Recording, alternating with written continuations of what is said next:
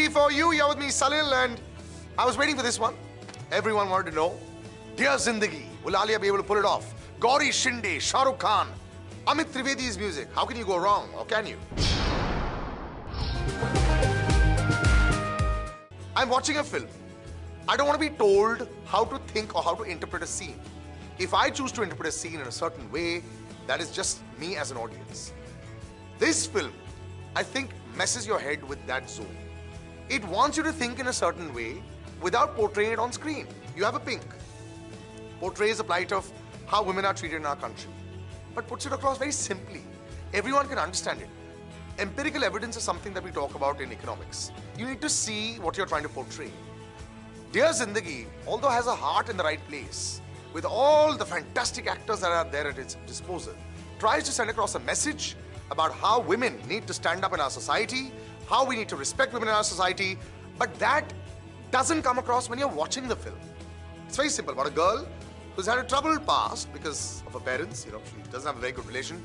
She becomes a cinematographer, picks and throws boys, to the extent where her bai and she have discussions where they keep replacing photographs on this big dartboard of theirs. But, you understand the basic setup of that. Then she meets a therapist, Shah Rukh Khan. And how Shah Rukh Khan essentially says that I'm not your teacher. I'm not going to change your life. I can only tell you or hear you out what the right path is. After that, it's up to you to take it. Was the chemistry palpable? Yes and no, because there's part of it that I can't tell you because otherwise it'll give you too much in the film. But Shah Rukh Khan and Alia Bhatt, I would have felt so much more meat would have been required to keep this script going. It's not just intelligent conversation. I've seen that. And Aidil Mushkil had that. A Tamasha had that. This doesn't have that. It doesn't have those moments. It has moments of stardom. It has moments where Alia is doing a fantastic 5-minute monologue, which she cries and you feel like crying with her. But it doesn't have moments put together as a holistic film that I wanted to watch. It's 2.5 hours long. It drags. You've got Gauri Shinde there, who makes the most unbelievable film of possibly 3 or 4 years back, English for English, and you're going, this is blasphemy. How could she make this? This is like saying, Rakesh Om Prakash Mehra made Bhag Milka Bha, Rang De Basanti, and then he made a Mirziya. It looked great, but this looks great, but. Sorry, fantastic performances by Alia Bhatt, parts of the cast as well, and even Shah Rukh Khan with his very charming effervescent performance.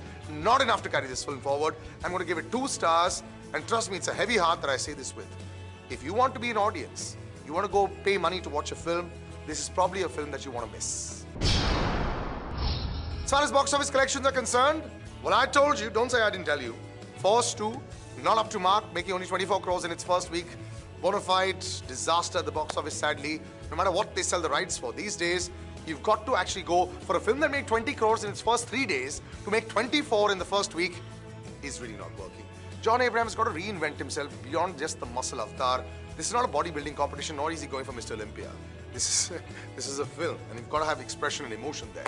Sadly, not working, and sadly, another flop in 2016 since demonetization. So you've got Rock On 2, you've got Force 2, and I do have a feeling, as far as the money spent on Dear Zindagi is concerned, it might not be able to be the kind of film that makes in big money.